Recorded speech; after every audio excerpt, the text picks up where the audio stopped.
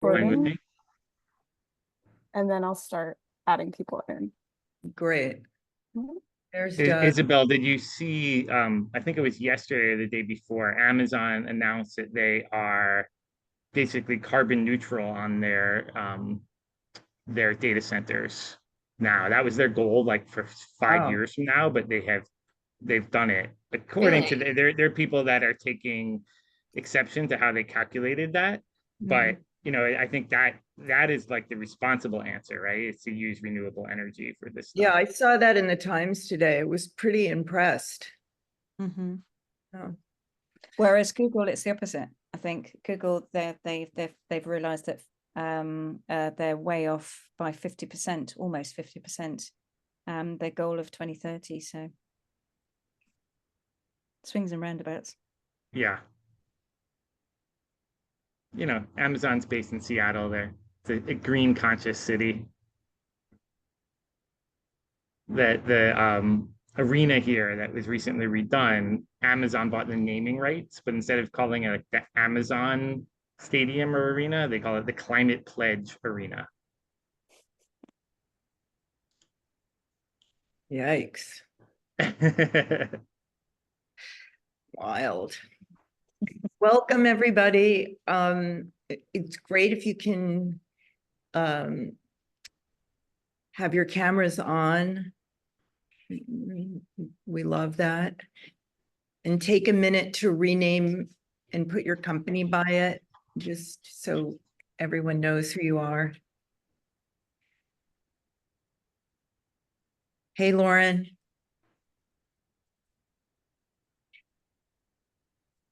Hey, Jamie.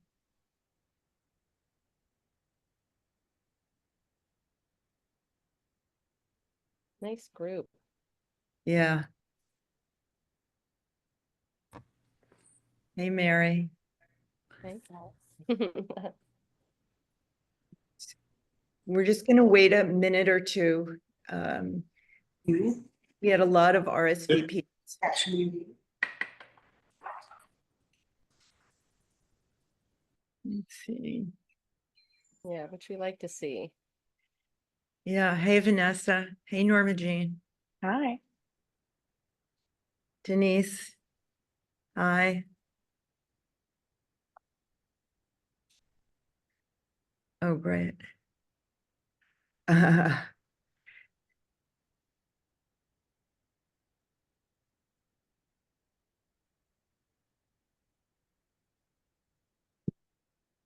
Hey, Kimberly. Hi. Hey. Sorry Okay. for my. Hey, Emily. Nice to see you. Hi, nice to see you too. I'm in. Sorry, Madeline. I know Vanessa would have just texted you. Oh, no worries. I just saw your name. Great. All right. Should we get started, do you think? Or are you still letting people in, Madeline? What do you think? Yeah, I think you can get started. I think people are going to trickle in. Okay, so I think we all know this is being recorded, but I have a note here from Jen to remind everybody. Please drop questions in the chat.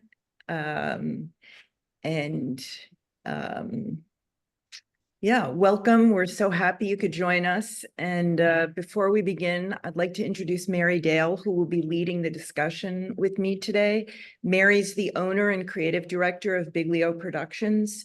She's a founding member of the AMA and serves as the director of business affairs.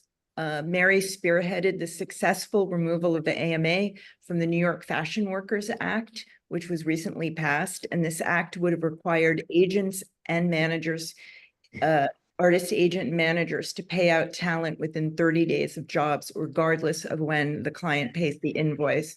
So we're very glad to be untangled from that. Mary also leads the organization's legislative committee, and we welcome new members to that committee to help brainstorm, conduct email outreach, and work on lobbying efforts and legislative language in concert with our attorneys. So if you're interested in joining the legislative committee, Mary's email is in the chat. bit about the organization, although a lot of you know, the AMA is a trade organization founded in 2020 with the purpose of building a strong community through shared resources and information, educational and networking events, and creating standards within the commercial photography and illustration industry. In consultation with our legal counsel, the AMA ensures compliance with all applicable laws governing the activities of trade associations. Membership is open to companies whose primary function is the representation of photographers, directors, illustrators, creative directors, stylists, hair and makeup artists, and other creative talent who work in the commercial, advertising, and editorial industries. With all the recent changes to terms and conditions, particularly from Meta and Adobe, this discussion felt necessary to hear your collective concerns. The landscape of AI is changing rapidly, and our goal is to prioritize our efforts and ensure we are focusing our energy in the right places. We want this to be a casual conversation, so there isn't a formal panel. Instead, we have a group of professionals in the audience who can speak up and be called upon. We encourage everyone to participate. We really want to understand what you're most worried about and what you're excited about. You can also use the chat, as I said, for comments and questions. And now Mary will introduce the professionals we have with us today: Doug Roy, Emilie Pitts, Isabelle Doran, and Paul Reinitz. And thank you all. Thank you, Pat. Thank you. We do have a few wonderful professionals with us today. I'll introduce Doug Roy first. Doug is a partner with Cypress LLP in Los Angeles and is an advisor and partner of the AMA. He specializes in intellectual property law, employment law, and business litigation. Doug represents production companies and artist reps, including several of our members here at the AMA. We also have Emilie Pitts of Esther Grace Law. Emilie is the founder of Esther Grace Law, and before founding her own law practice in 2019, she worked as in-house counsel at Condé Nast and then as a photo agent and producer, collaborating closely with artists and clients alike, which is another reason we value her advisory role with the AMA with us. She gets it. Emilie's expertise extends to copyright and trademark matters, image rights, licensing agreements, production agreements, and brand protection.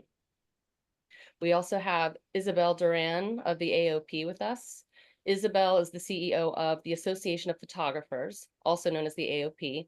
The AOP is a trade association that was founded in 1968 for fashion and advertising photographers, and it currently represents over 3,000 members. Isabelle advocates on behalf of professional photographers on all policy matters. She is also a board director of the British Copyright Council and a member of the Royal Society of Arts, which I'd love you to tell us about. We also have Paul Reinitz with us. Paul Reinitz is a lawyer and holds an MBA with expertise in copyright and AI policy. He very recently left Getty Images, where he served as their director of advocacy and legal operations counsel. You have a title you're going to have to explain to us that I didn't put in here, but we talked about it at the top of the hour. Paul handled all the policy work and lobbying related to AI, both in the US and Europe. He is as well versed as anyone we know on AI and copyright law, and he is knowledgeable about the EU AI Act and all the related litigation taking place in the US and the UK, which I certainly need an update on. As a reminder, with our professionals with us today, and a bit of a disclaimer, our guests are here in an educational and supportive fashion, but nothing stated in this conversation should be construed as legal advice. So everyone should seek their own legal counsel for their specific concerns. That's our guest for today. So Pat, I don't even know where to start. This is such a big topic. I know we covered a lot, and I was one of the people who didn't make it last time despite being on the board. So don't feel left out if you didn't make it either. That's why we're here again. Yeah. Well, we have, I think, a question that I think is on everyone's mind. Is there anyone currently lobbying on behalf of creators? Because we know that when we search for this, the topic only yields lobbyists on behalf of the tech companies. So, Paul, is there anyone lobbying for artists? Yeah, I would definitely say that. So I think on the copyright advocacy side of things, I think that there is consensus on most large copyright entities in like media industries that that AI needs to be addressed. If you're aware of the Copyright Alliance, they're based in DC and are doing a lot of lobbying work and actually doing a very good job of sort of herding the cats of all of the major industries. And they're focused on looking for copyright changes in the US only, and looking at and how AI can be made so that authorization is required from the rights holder in order to train or even utilize copyrighted content. And one thing that they're not doing is focusing on the right of publicity issues, which I think are an also important thing that is going on the federal level. But there are a lot of groups doing that, especially in the music industry and the film industry. There was the Elvis Act that was passed in Tennessee. And these same parties are looking to push for a right of publicity at the federal level, which is something that we've never had in the U.S. ROP is typically a state by state issue. And so, and all of this is through the lens of AI, protecting the rights of artists and models, etc., from their image or likeness being used in AI without their consent. Yeah, and I would say not alone. There is a lot of interest in fighting against the big tech companies, and there is a good reception in the US government, because I think the sentiment there is that there has been too much leeway given to the big tech companies in the past. And although those big tech companies still have a huge lobbying presence, and they're getting their points across, there is skepticism of what they want from both sides of the aisle. And so they are not just spending their money and getting what they want. There is definitely an opportunity for organizations like the AMA and other advocates to make a difference and fight against the tech companies. Right. That's great. I was talking to Pat yesterday when we were prepping for this about, some of the early articles I read this year about people having the opinion that the Copyright Office was kind of sleeping on this issue. What is the Copyright Office doing? I know that do they have a task force for this? And a secondary question to that was, does the Department of Labor have anything in the works? Because this is the repercussions of this. So I can answer that one as well if you like. So the Copyright Office did a study where they solicited comments on AI from a wide range of interested parties. All those entities I was telling you about before published responses, as well as all the tech companies. All of those are available on the Copyright Office's website to look at if you're interested in seeing any particular position that a company who filed has. What they're doing with that is issuing 3 reports. And it's been a couple of weeks since I looked at this, so I don't remember exactly the dates. But the first report they're going to do is on the right of publicity issue that I mentioned before. And then they're going to do 2 additional reports more about the pure copyright issues. But those are probably not going to come out before the end of this year. And I would say, I mean, this is kind of obvious, I think, for everyone who's been watching US politics. There's probably little that will happen in terms of legislation until after the big election in November. I would imagine. And to answer the Department of Labor, is also involved. So there was an executive order that that Biden published back in the fall, and that that gave power to a bunch of federal agencies.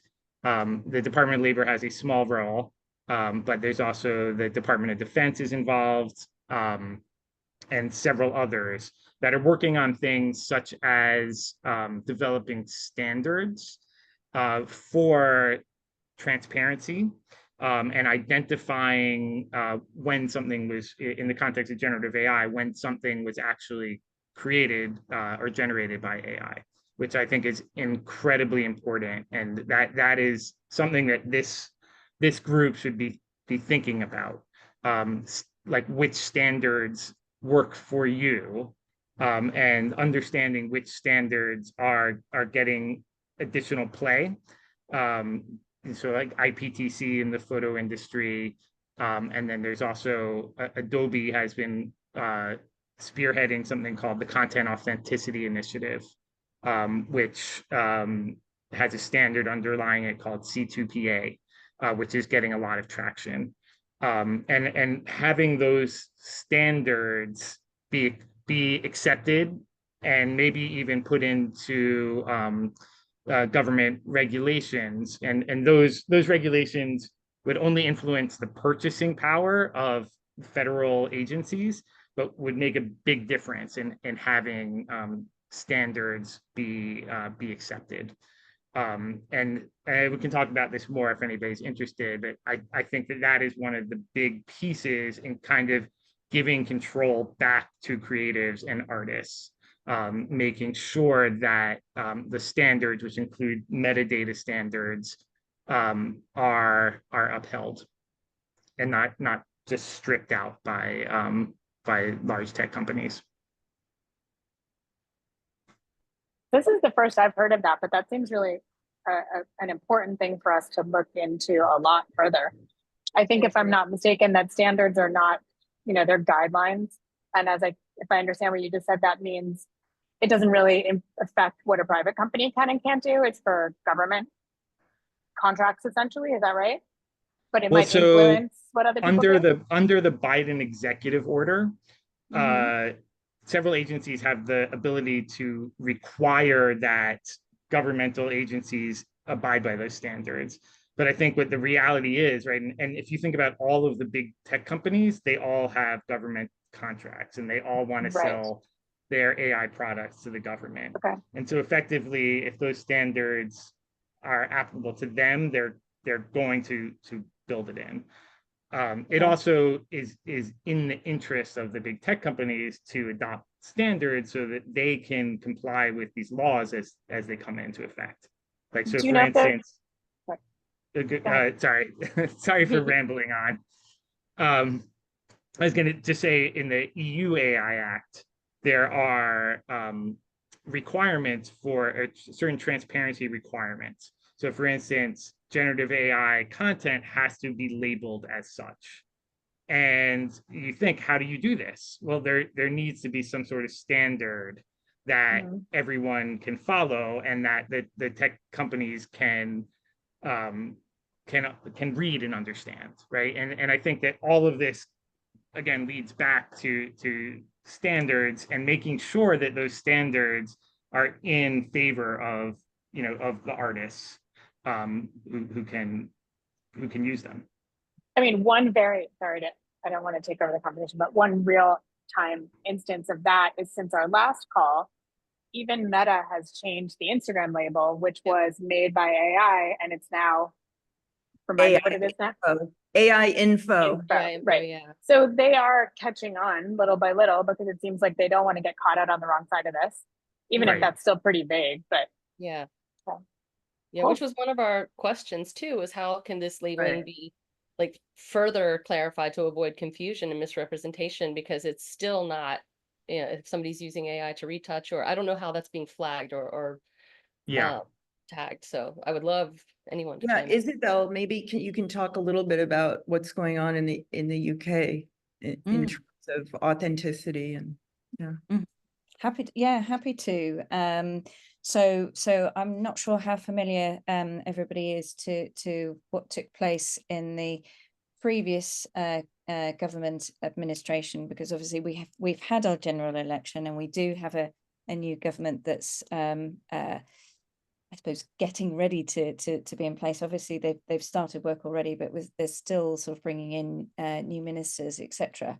However, in the previous administration last year, I mean, I was part of some of the discussion. So we've got our intellectual property office who sort of gathered a group of representatives, both from the tech side, but also from the creative industry representatives. And we were trying to look for a sort of a common ground on a code of practice, so that we could, I suppose, essentially find a common position that both sides effectively would agree. It was a very tall order. I think we were all quite skeptical about being able to get there, but we, all participated on, in good faith in that respect. But very sadly, obviously, as expected, the perspective of the creative industries, creators and rights holders, was on one side, and the tech industry was very much on the other side. And in terms of where we were asking, for example, to underline fundamentally that copyright works were being ingested into, into the machine learning programs, and that essentially there was a breach of copyright on a significant scale, and that we really wanted the government to underline that. Whereas, of course, as we know, the tech industry was very much kind of, well, no, we don't want to take any sort of legal position, and we don't think we've broken any sort of copyright laws. So obviously we weren't going to get anywhere with that. The two areas that potentially we were going to find common ground, and it'll be interesting to see what the new government picks up, was on transparency, as Paul was saying. So transparency in that regard is very much about what is being ingested, because we know, for example, with Stable Diffusion, owned by Stability AI, that that machine learning program was based on the Leon 5B dataset based in Germany, and that was of the 5.85 billion images that were scraped and are in that dataset. 2 billion were used by Stability AI as part of that training program. But we had some oversight into that, and obviously Getty Images were able to have some oversight, hence the case, because you could see the codes, the IP addresses of where those images came from. But that was an open source, that was open. So effectively, ironically, there was transparency there. But we know from a number of the other programs, when you're looking at OpenAI and DALL-E, we have no idea. We know that there is some, obviously, mention about what goes into those data sets, but it's really an area that is not enough attention is being paid to it in that respect, because we've got so many data centers, so many data sets that can be, almost used like a shopping list to, for an AI developer to come along. We know we've got some, sort of good advocates in that respect, in that space, but they're a small group. Getty Images obviously has been in there. We've got Visual, Synthesia, and Bria, who are trying to do the right thing and, permission, licensed works, etc. But it's these other data centers, data sets that are concerning. The other area that where we could find consensus was on labeling. So we're expecting again to see that fleshed out. But to your point, Pat, I think you made, was the fact that with labeling, I think it was Pat, anyway, with labeling, again, we're seeing, potentially errors because of the retouching. So, if you're automating that process, if a photographer has simply retouched the image, how removing a bit of dust, then suddenly it's made by AI. How sophisticated is this, technology going to get, so that we know that it's generative AI not assistive AI. And I think that is something that we're working on here in the UK, is to try and make that clear distinction between where an AI tool is being used as an assistive tool versus where an AI, where a machine is generating an output. Yeah, I think that's a really tough issue as well. And I think like, so even in the EU AI Act, right, it requires that you're transparent about what's produced, but there's an exception that says if it was used just for editing purposes, then you don't have to label it. And so like that is very vague about what it is. And so it's it's really kind of up to industry to figure out what's the standard practice. And it's really hard. I mean, if you are using Adobe Photoshop right now, right? Like there's probably some AI tool that is assisting your work. And some of the things that used to happen in Photoshop that were not done by AI have been replaced, like changing contrast, or things that are typically considered like okay to do even on editorial images are being done with AI. And I think those things are really what the EU legislators were trying to exclude from labeling. Like if you're really just, like say cropping something to fit and you're not changing the context of that image, it's not really an AI generated image.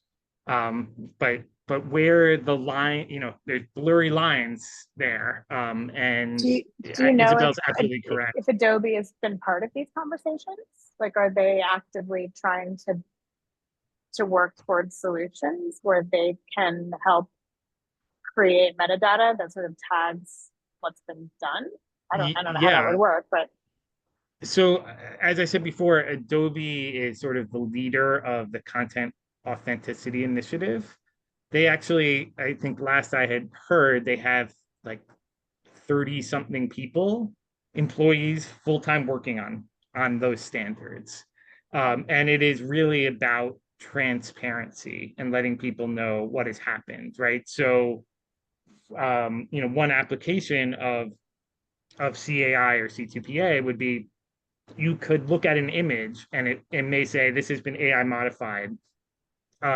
You could click into it and see the entire list of what has happened to that image, right? Saying and there are. I would say that they've put a lot of thought into this. Like so, there are say the ability to take some of that data out. Like say a photographer is in a war zone and they don't want to have, and they remove the GPS coordinates or something, that would be okay. But there are some really good minds thinking about this at Adobe, and there's a bunch of other companies that are involved in it as well. What I would say on that as well is that in terms of what we're talking about here is of course machine to machine readable in that respect, whereas of course I think one of the things that we've always been quite concerned about is the user experience. So when the user cannot discern whether an image is authentic or synthetic in that respect.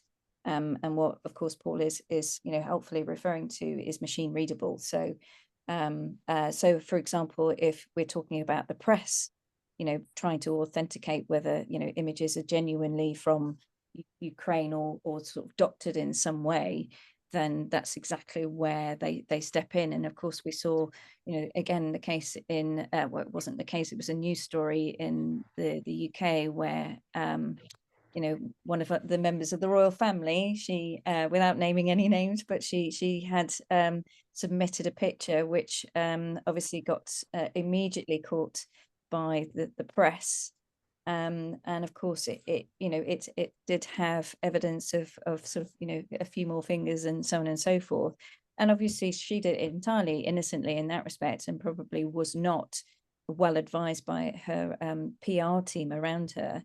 But of course, it was picked up by, you know, this machine readable, you know, technology from whether it was the IPTC or Content Authenticity Initiative, etc. So that's in motion. But in terms of how the general public, you know, is able to discern what is synthetic and what is, Yeah, and yeah, I agree with that as well. And I think that is a really important step, right? And I don't think that there's one way that, you know, companies need to, or anyone who's distributing content needs to label it. But like, say you have that machine readable information, the way that you display it to, I mean, say your Meta, the way that you choose to display that information to your end users has to, you know, first of all, comply with the requirements of the law.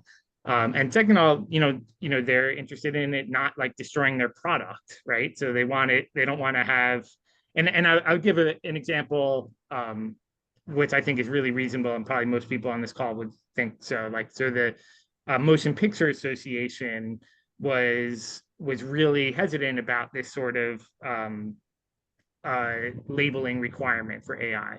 They use a lot of AI in movies, and they don't want to have in a movie like a big thing that says plastered over the movie. It says this was made by AI. Nobody wants that.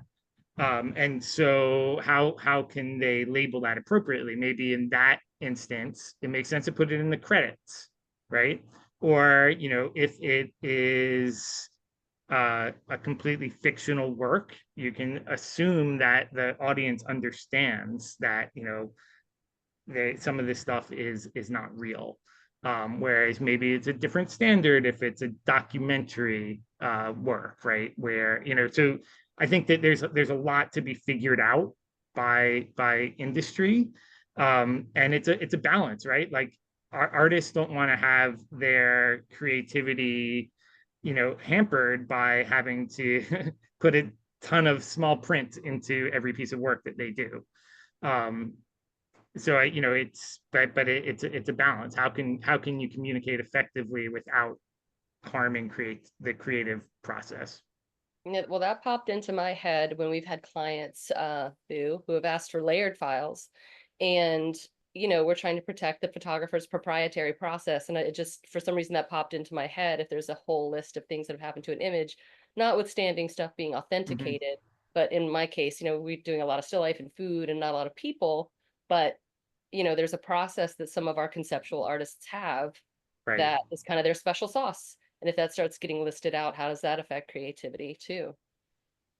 And it's a good point, Mary, actually, because I think we've seen it over here in the UK as well, where you know, commissioners and clients are nervous and apprehensive about the liability of you know, infringement. So and of course that liability, you know, no brand really wants to have, because any sort of bad publicity is not you know, can be detrimental to their brand and their products. And so we're seeing it appearing in contracts where, you know, they're saying no AI, and it's literally a sort of a flat line of no AI.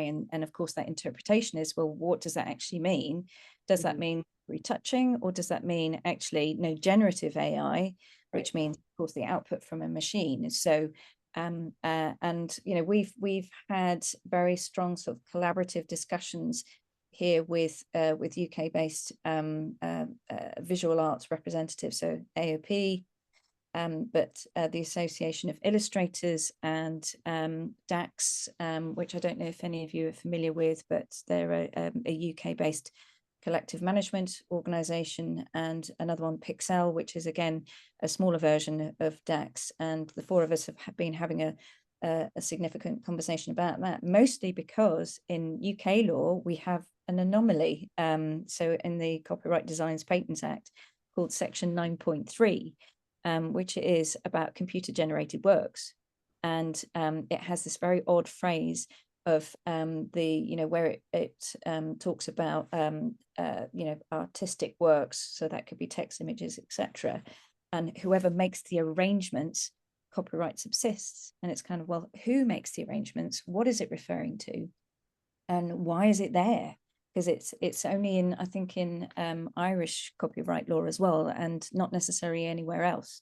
There's a couple And of other that's been places. around for decades. Yeah, and it has since 1988. So, but what we did find out, we had to do a lot of digging, and thank goodness, I suppose that we've still got very good connections within the British Copyright Council. We found out that the reason it originally existed was for weather maps.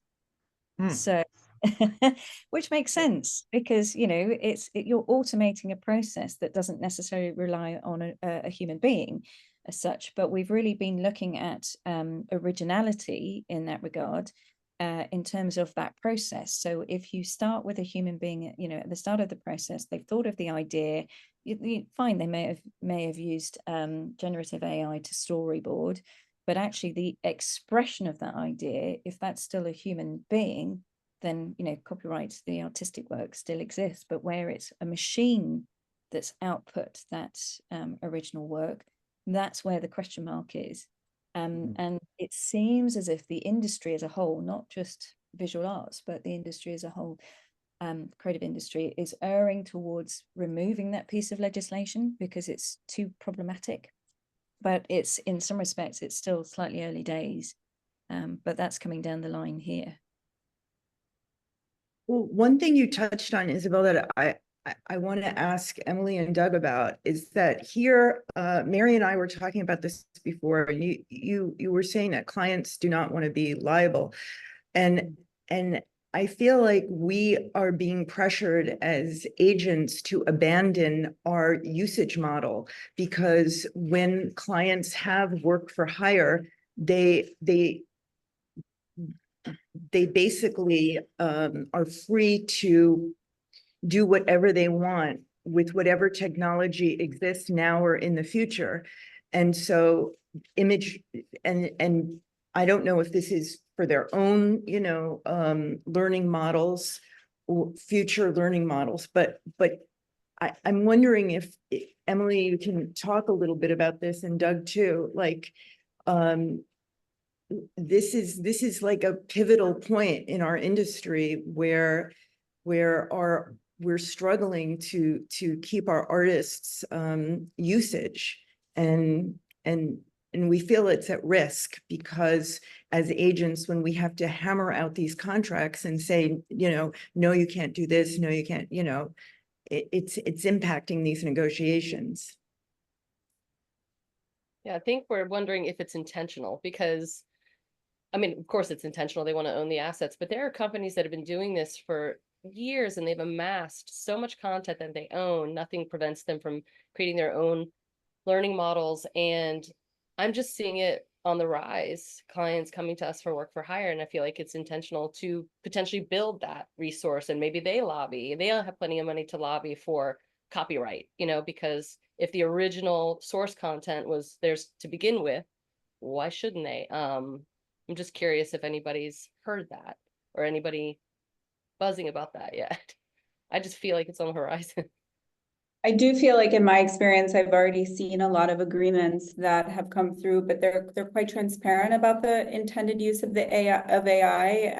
I mean, I can't speak to the likelihood of clients, coming for a work for hire in order to use the work for AI solely. I think that just in general, we should know and be reminded that even if we transfer a copyright to the work, those rights can still be limited. It doesn't necessarily have to be an all media license. Yes, they would own the work, but you can still agree by contract to limit the scope of the usage to certain platforms, and the same would go, stand true for AI. I do think it needs to be called out. I do believe that a blanket transfer of copyright would, I agree with you, give the owner of the work, just like if the photographer owned the work, their own right to use their work in an AI generative model. It would definitely give the client the right to do so, unless it was specified otherwise, which you have the right to do. Often when we have clients come to us with work for hire,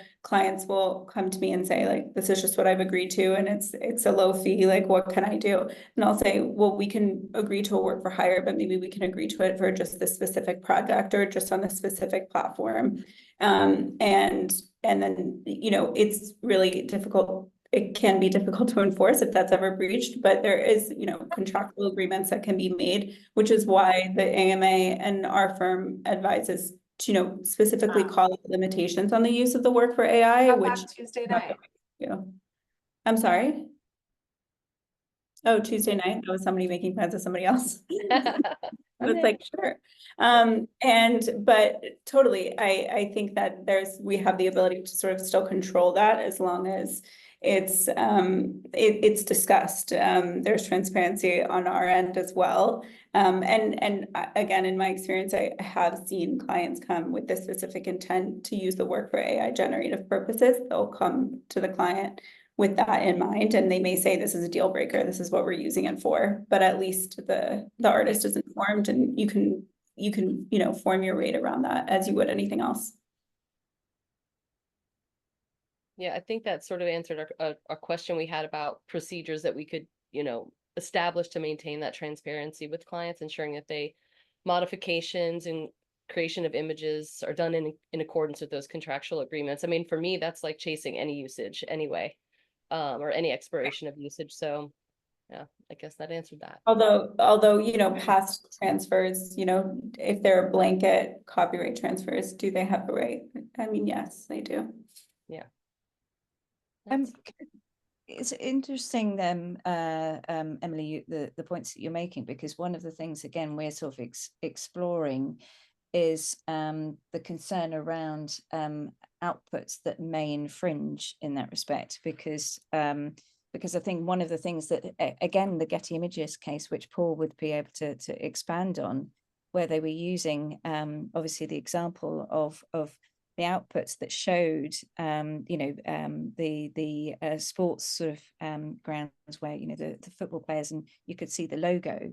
And again, I think this is where, certainly here in the UK, there's that concern that what if the output is an infringing output, because of course, maybe with a sort of small generative AI program that is purely, so if we're taking it from the point of view that somebody has a small person, small AI developer has made it with a like Getty Images with a data set that is known, and so therefore in that respect infringements are unlikely. But if you're talking about the use of Midjourney, Stable Diffusion, DALL-E, whatever version, that there is that possibility that you could output I suppose an infringing image, because we're talking about billions of images that we haven't necessarily seen. I'm sure we all have a certain capacity of knowing how many thousands of images, but billions is a lot. So I don't think we could ever necessarily know whether that work is genuinely original in one sense, or actually just sort of, I suppose, a derivative version. Right. Go ahead. Sorry, go ahead. Yeah, you go ahead. I have one thing I wanted to add after you're done. I was just going to speak about the relevant Midjourney point on the DeviantArt case, where they're currently, in the United States anyways, from the US perspective, it's sort of a legal response, but they're escaping sort of this liability of whether it is or is not infringement on more technical factors with how the AI system is using the images or storing the images, and the plaintiff's inability to sort of prove how they're doing that, because it's all done on their end. And because of the plaintiff's inability to prove that, they can't claim copyright infringement. And so that's all I was going to say, that I'm not sure how it is in the EU or the UK, but in the United States, just for the few cases that have come up, especially with respect to the Midjourney platforms, there's a lot of dismissals of the cases based on the plaintiff's inability to really show how the work is being used or stored, even if the output is infringing, and then therefore they argue fair use. I mean, it hasn't gone that far as to confirm that it is fair use, but I think that that's just the argument of how they're getting the cases dismissed. And I just wanted to, highlight that it hasn't really been fleshed out, but I think it's a very good point. Yeah, I agree with that. So I think proving infringement of copyright on the output is really hard to do, right? Because it's, unless it looks almost exactly like something in the training data set, it's pretty hard to claim. Now I think that that there's other angles that can be done, and I think are probably more effective. Like I said before, like the right of publicity stuff, right? So if you create something and with Gen AI and it looks like Taylor Swift, right? And then that's used in a commercial way, that implicates the right of publicity, right? And there's a clear claim that that's infringing on Taylor Swift's rights, right? And that's a lot easier than saying like this image is exactly used. And I think we're going to see more of that, and especially if there is a federal right of publicity that comes down the road in the next couple of years. And then I had one other point that I wanted to make about the contractual part is that when you're talking about work for hire, you're typically talking about copyright. And I think everything, is it Emilie or Emilie? It's Emilie. Emilie said is actually correct. In the context of AI, I think you need to start thinking about some other rights as well. So including biometric rights, right? Because and so when I say biometric, say like there's an image of a person in your photograph, right? That can be used to mathematically extract biometric information about the measurements of your face, right? And those are unique to a person. Those can be used by certain AI systems, for like facial recognition and stuff. And there are laws, GDPR in Europe is a very good example, right? That say if you're going to use biometric data, you need to get explicit consent. And then you also need to give like the ability to withdraw that consent. And so that when you're thinking about licensing your work or even transferring the work for hire, you aren't necessarily giving that company those rights, right? And I think a savvy user of those images is eventually going to be asking for those things too. And so if you're creating those images, right, you want to think about if you have models in there, making sure that they're giving that consent to the extent that you're going to use it, or maybe be explicit in your agreement with the user of your image that you're not granting biometric rights, and that they can't use it for any of those things. And a GDPR, I think, is a good example because it's a standard across Europe, and most American companies are following it now. But there's also laws in the US like that are frankly, confusing and are you can't even get around them. Like, so there's this law in Illinois called BIPA. It's their Biometric Privacy Act, which basically says you can't use those biometric data, even in a photograph, even if somebody has consented to it. And so there's been a lot of class action lawsuits, mostly against the technology companies, that based on that BIPA law. But it's just something you need to be thinking about, because it's not just transferring that copyright anymore. It's with the work for hire. You need to think about these ancillary rights that are also. We can add that to our compliance list. Yeah, it's like growing by the day. Exactly. I love all this more policy stuff, but I really like Chris's question in the chat, because I've been thinking about this too, about what do we think about agencies or photographers posting on Instagram moving forward and putting work out online. Pat and I were talking about, these are the biggest marketing platforms for us out there, visually, like image wise. So yeah, what are we doing here? I can jump in on that a little bit. My personal feeling with that is that I think that the opportunity to be out there and be able to market your work is just too great to be taking this step about trying to be afraid of your shadow and put everything in a box because you're afraid of what something might do about it. And we've talked a lot about today about all of the really important work that's been going on a policy level and on a legal level to make sure that there's transparency, to make sure that there's understanding about what AI can actually do, and to make sure that all the various rights holders are protected, including consumers. And all of that is extremely important work. When we talk about what, from a practical level, members of the AMA and their artists can be doing, as Emilie mentioned, I think that there's a lot of power still in contracts that can sometimes feel like it's always a game of catch up. And to marry your point earlier, I do think that is what we're seeing as a result of there is an intentional move towards trying to have everything be a work for hire. I don't know that it's necessarily completely driven by the AI conversation, but it's also driven by just the speed at which technology is moving and the blurring of the traditional lines between print and motion. And I don't think that's going away, but I do think that there's an opportunity here, in addition to doing it on a contract by contract level and getting savvy about all of these things, to be thinking about it as an industry-wide level as well. And to me, what I think that means is, getting to have all of the interest holders on the creative side to be having some conversations together about, okay, what is it that we're really concerned about and existentially worried about? Because as Isabelle mentioned, AI is a tool as much as it is a threat, and there are big differences between assistive AI and generative AI.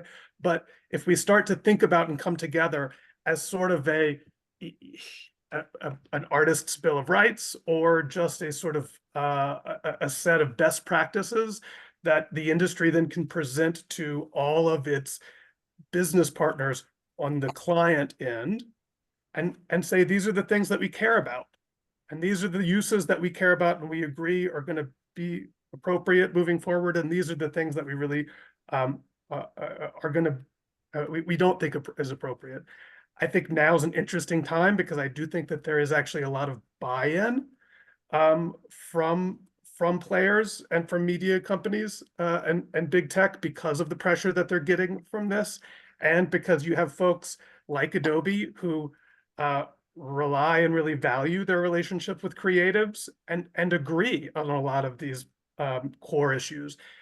And there can be a push that takes place outside of the legal realm, outside of the policy and the government realm, that comes together, essentially kind of what we've seen a lot in terms of, like, I'm thinking about environmental products and LEED certifications, or products around with food and health and wellness, where you have sort of an approval, right? Where you can have, if everybody can come together and sort of understand what industry, what we think is important, and either stand together as an industry and say, we're not going to do business with clients who won't commit to these things, or we're going to have a set of principles and standards in which we're going to award those clients who do those things as being, blue ribbon compliant. And that's something I think that can really empowers the artists and all of the agencies and all of the stakeholders, and really provides an opportunity for alignment across a lot of these creative industries. And Doug, you're right. I mean, we certainly saw sort of the creative power, shall we say, when it came to Adobe's sort of ill-informed. So obviously you've got on one side the content authenticity initiative, but on the other side, what we saw was when they had a marketing campaign which was skip the photo shoot. Right. Just Yeah. when it's time they've used it, but this time it really hit the nail on the head. And then obviously we had them with their terms of service, And then, of course, when it, obviously we saw, not just photographers and illustrators, but obviously we saw the design community all sort of come out in uproar. Then, of course, the other nail in the coffin was that you couldn't then cancel your subscription, which obviously we know is another case as such. So I think as we've seen, creators will, are feeling more empowered and will vote with their feet as such, and shout quite loudly about it online. So there is that opportunity in that movement. And where the point about Instagram, I mean, there has been a movement already, because one of the artists, obviously, in the first case that was presented in the US, she set up Cara, I think, which is was the alternative as such. And I'm sort of immediately signed up as well, just to see see what would happen there. But it had garnered a huge amount of support, and I think within a couple of weeks it had got sort of was it 500,000 people signed up or something. So this is a thing. I mean, I suppose in that respect, we've seen the dominance and power of the the tech industry and social media platforms. And everybody knows a creative who's been affected by this, and of course all our businesses, everybody's businesses is predicated on that. So collectively, we can push back in different ways, as Doug says, apart from just legislation and policy. Yeah, I think we're so lucky that we're organized in this way, and that we can start to build out this Bill of Rights. I mean, I see over in the chat there's these conversations about like, well, what do we do to keep our images from being scraped? And we had a little bit of this conversation on our last town hall that I know people weren't able to be a part of, but it also is about your SEO rankings and about just having the ability for your images to be seen and to promote yourself. And so trying to find a balance between protecting artist copyrights, protecting the integrity of our creativity, as well as making sure that people can find you so that you can get work. And so this idea of a Bill of Rights is such a wonderful way to put it. We haven't talked about it as a Bill of Rights, but I just think that like heart you dug, there's such a good way for us to think about that, and to ask for our community to email Madeline, if you want to throw your email in the chat, email us and help us with some ideas, some bullet points, and so that we can churn out this Bill of Rights faster as a community. And so I think I accidentally cut you off, so. No, can I just add a little bit of something to that? Because Kelly, I think your point is so well taken. We're going into an election here that I know, the UK has already gone through. We're looking at an administration that might come in that wants to abolish the Board of Education.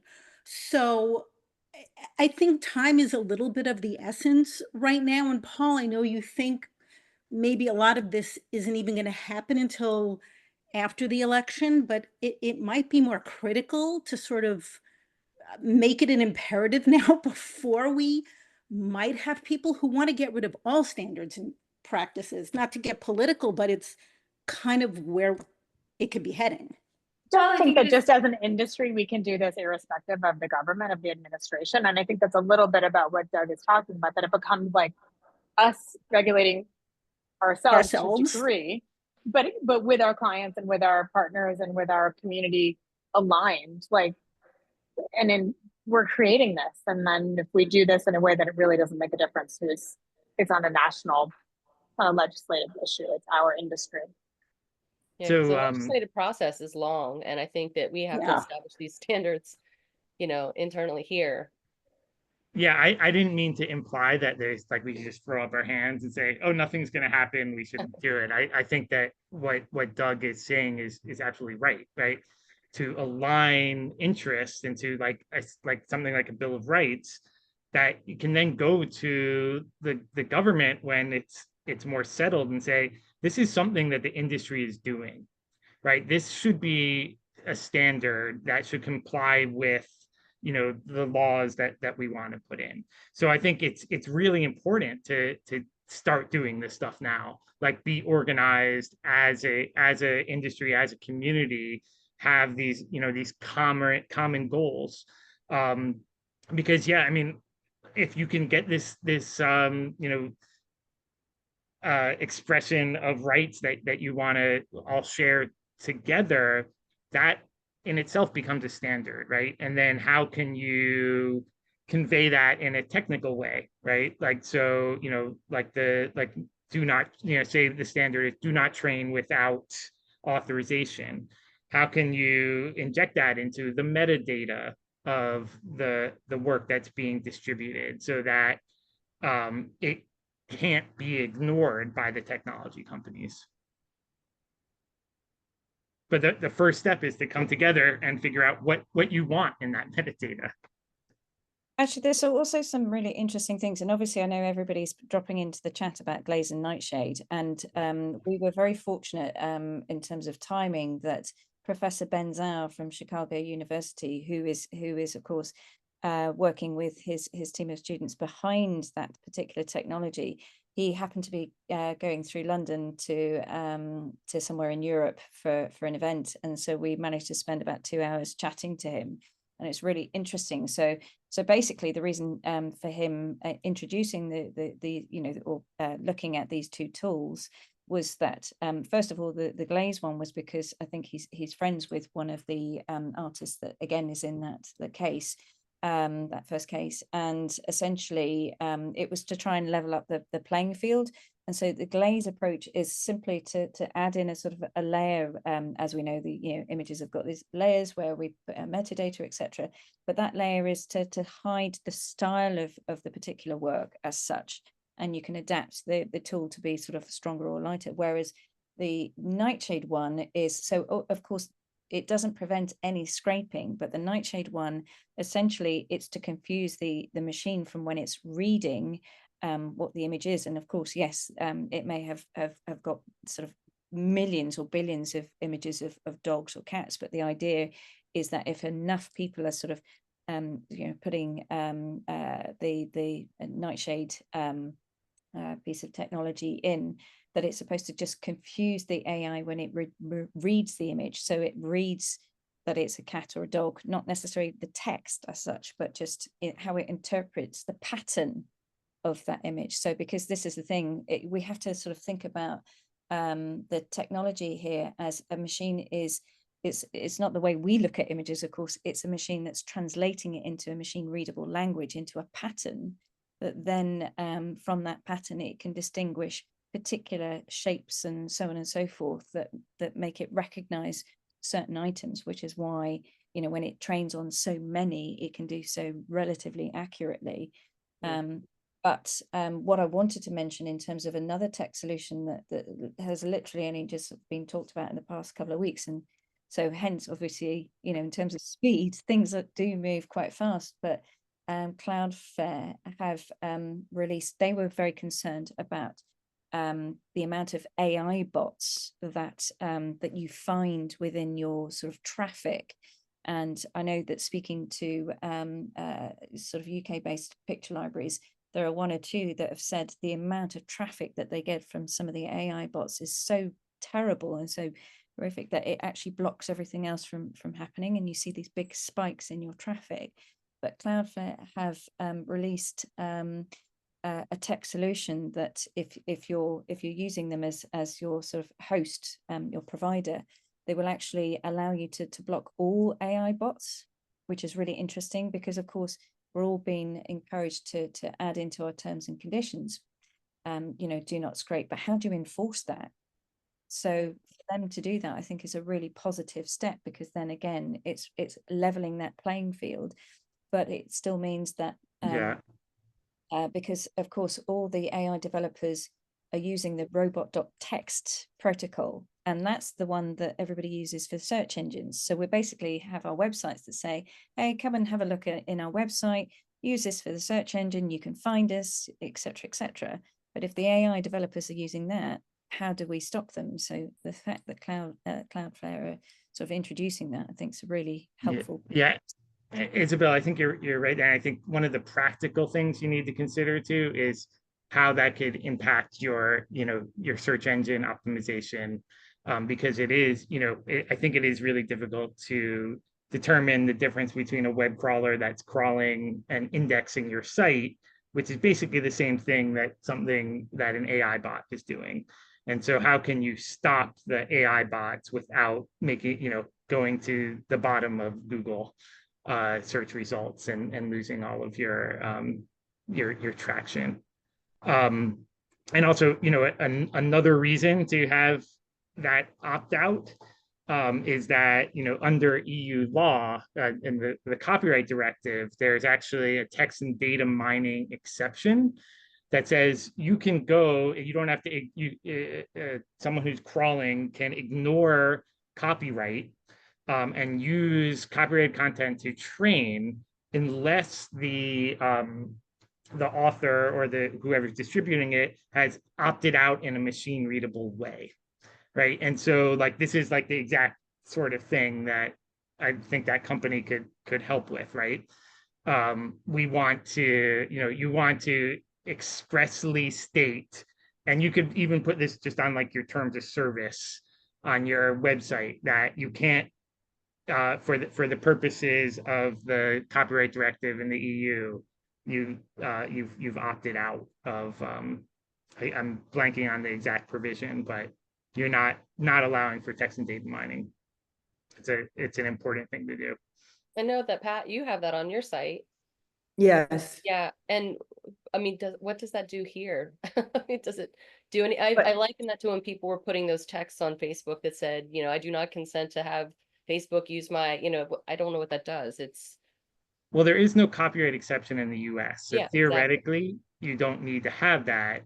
It could help, I think, in a fair use analysis, especially if you're trying to prove intentional infringement. If somebody read that and they still went ahead and scraped it and used it for AI, that could certainly help when you're looking at statutory damages. But I think actually the US is one place because we have the fair use analysis and no clear exception that it's actually a little bit more favorable towards artists. Although, of course, Paul, that still has yet to be proven in that respect, because, of course, one of the reasons I find it really interesting that we saw from, was it one of the Microsoft representatives, who I can't remember their name, but where they were saying, hey, look, everything's, freemium, freeware. We can take all of this stuff and absolutely use it because of I saw that. Yeah, which was incredible. Where I think every copyright lawyer in the US rolled their eyes, including the ones at Microsoft. Yeah, exactly. But this is the thing. The thing is the narrative they keep using, and they're basically saying, well, look, all of this stuff is publicly available, when of course we all know and realize is what they mean is public domain is not the same as copyright protected work. And it's crazy that American companies and the head of AI at Microsoft doesn't understand copyright law at the most basic level is frankly scary. But this is the thing. I mean, how do you then, in terms of that information is disseminated, it's crossed every sort of news press. How do you then roll that back in? Where suddenly it's quite a clever way of basically saying, hey, it's perfectly legal what we're doing, when we all know it's not. So, but they've said it. The genie, that phrase, the genie is out of the bottle. You can't put that particular phrase back in. And it sounds, in fact, it's very interesting, because when we were looking at, for example, the general election, and we see how that works and that moves, you can say something that's completely untrue, because it's been disseminated so widely, it sinks into the psyche. Oh yeah, that must be right. And then you're spending the rest of the time saying, no, it's not right. That's not correct. It's this, and this. By that point, you've already lost somebody, because they're just saying, well, I remember that, the head of, Microsoft AI saying it is fine. Totally. So. Yeah, no, I've spoken to people in the technology companies that totally misunderstand. They're like, oh, it's on the web, so that means that anyone can use it. and like it's a misunderstanding of copyright law. Like there have, in the US, it's a case by case analysis, right? Fair use. Like it's an infringement if you use somebody's work without authorization, but it could be a fair use, right? And so and people and there's a history of fair use cases in the US, especially with search engines and indexing, which has been very favorable to say that that's not an infringement, that's fair use, right? To index. And even though artists and rights holders were really against that in the beginning, over time, they've come to realize, oh, actually, this is beneficial, this indexing thing, because this means that people can find me on the web. I don't think that there's the big difference with these cases, especially in Gen AI, is that there's four fair use factors, right? The one that you hear a lot about in the US is that first factor, and people saying, oh, this is a transformative use, so it's got to be a fair use. And I think that using this stuff to train AI, you can definitely argue that it's transformative. But when you balance that with the other factors, especially the fourth fair use factor, which talks about the effect on the market and for that original work and the replacement, I think that you lose it, especially in the context of generative AI that just spits out content that is similar to what it was trained on. Devaluing the market and replacing it. I think that, and obviously I felt this way when I was at Getty, but I do think that when the courts finally get around to doing that analysis on that fact pattern, it's going to be found a copyright infringement. But that doesn't necessarily mean that all unauthorized use or scraping of creative work for AI is going to be an infringement.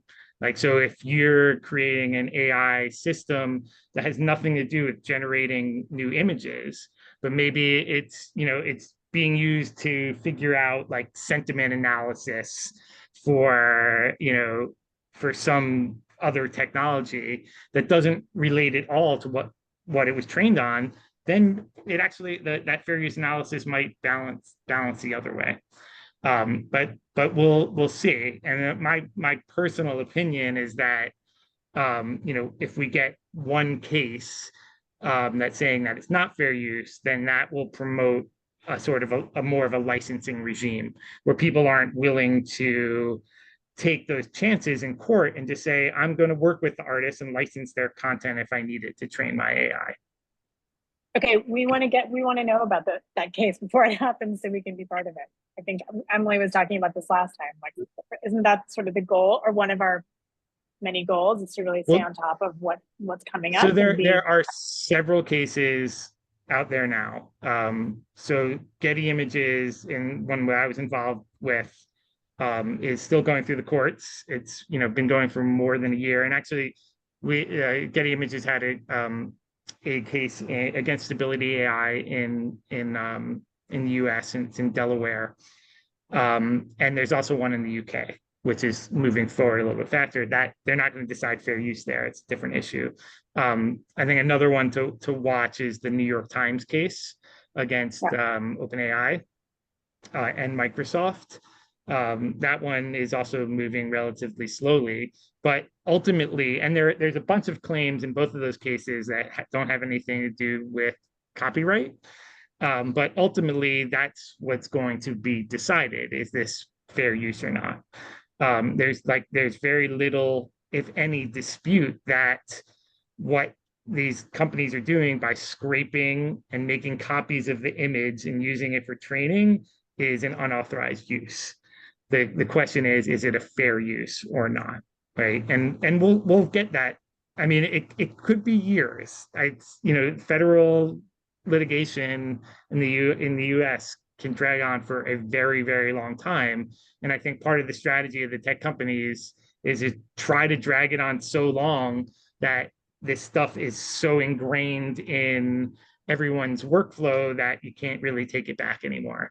At least that's what I think Microsoft's strategy is. Yeah, I would agree. I would definitely agree with that, Paul, from what I've seen.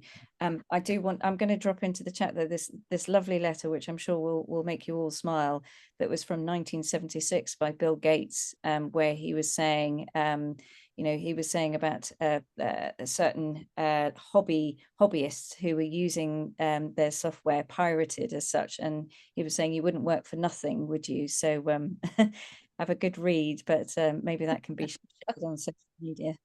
Yeah, no, Thank I you. would everyone also- likes using other people's IP, but wants to protect their IP. Right.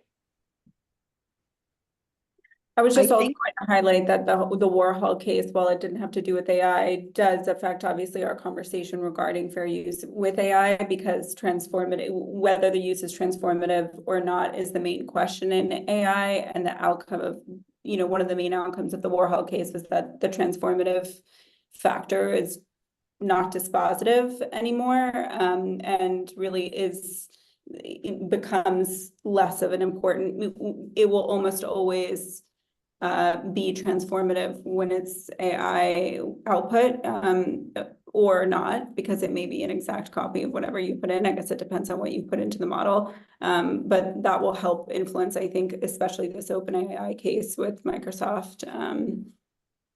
Currently, I think, is being guided by that. I think that they have a lot of fair use arguments that they're making, but it's really based on the protect, and we talked about it last time with this forum, but it's really to protect themselves rather than, and sort of shift the liability onto they're not saying there's no liability, just that the liability is not on them, because they're essentially operating as a Xerox machine and providing the facility to provide the copies of the work, but they are not the ones copying the work, so they can't be held liable. So, there is still, it's an interesting position we could go on, but I just wanted to highlight that point without getting too legal. Sorry, it probably is already too legal. Well, yeah, I was saying we have a Bill of Rights coming. I think we need a whole new glossary of terms. Yeah, I know. So no, but it's great. It's so informative, and I sometimes feel very lost without, some of your wonderful expertise, really. So thank you for being here with us today. We really appreciate it. And it's a big conversation. I mean, we're already way past hour. It's a second conversation. It could probably be a third one, probably could be a fourth one. Because it's ongoing. I mean, it's evolving, and we have to just stay on top of it, and the cases and everything else that are coming up. So I really appreciate it, everybody. We did miss Leo's question. I'm sorry about that, Leo. It was a really quick question about I don't know if we can answer it really fast, but I saw that. It says, hello, everybody. I'm an illustrator, art director, and Photoshop artist. I have a question. Hope it's the new subject wasn't already discussed. My doubt is how the AI database will prove that they used only images that were authorized by its owners to be in their database. Because, an example, if I photocomp in Photoshop and sell it commercially, making an image using photos that weren't licensed by image banks or authorized by their photographers, I would be stealing these images, right? Wouldn't the same logic apply to AI? I would say, like, you're not necessarily stealing those images, because it could be fair use depending on how transformative the ultimate collage that you're making is, and there's a lot of cases supporting whether that is or is not infringement. But there's also ways to track. I think there is a case right now where the court system, I think out of the Northern District of California, has allowed evidence in regarding output from haveibeentrained.com. Don't go to it anymore, but I think because I think that there's some virus. I tried going to it a few weeks ago, and Really? it completely took over my computer. But it is but that the court has allowed that as proof that your images are being used, even though you can't determine which images of the set or how they're being used, but proof on this sort of third-party website that they're being used for AI generative purposes is at least enough evidence to survive the motion to dismiss, but not necessarily determinative. So I think in that way, it's helpful. Does go back to Emilie. It does go back to the point about transparency as well. So the haveibeentrained.com is only one data set, which is the Leon 5B data set, which is the one that's open source. So in that respect, but also it got closed down because it was found very dodgy, because it's scraped from the entire internet. So of course it's going Right. to have content that shouldn't be there in the first place. But the problem with other data sets is that we don't know what's in there. So Mhm. for the DALI data set, we know that some is licensed, we know that some is public domain, but we don't know where the rest comes from, because they won't be transparent about that in that respect. It could contain, Flickr pictures, it could contain Creative Commons images, all sorts of things in which people have also, as Paul had mentioned, sort of biometric data. It could be from some of the social media platforms, Pinterest, for example, because they're very, broad in terms of, what they allow to, AI to be trained on. So this is one of the reasons why we're pushing so much on transparency at the start of the process, because if they're open about what has gone into there, why should they not be? It's not, we don't know the formula of how the machine is trained. We just want to know what the ingredients are. Mm. So that's why certainly we're pushing, in the UK on that point. Yeah, and I think we'll get there. The EU AI Act does require that in Article 52, that you need to maintain basically auditable records of what was used to train. That's not going to come into effect for a little bit, and there actually is an exception for anything that was trained beforehand, right? So it's it's going to be a difficult thing for people to prove. And I think, like what Emilie said, like just for someone who is bringing a lawsuit to be able to survive summary judgment somehow, so that they can make it to the point where these things are available in discovery. And it's very possible that these technology companies have either not kept records of what they trained for, or of what they trained on, or got rid of them. But that should be seen as unfavorable by the court, and maybe even considered the destruction of evidence that should have been held. But I think in the long term we'll get there. But the question is, by the time we get there, is it going to be too late?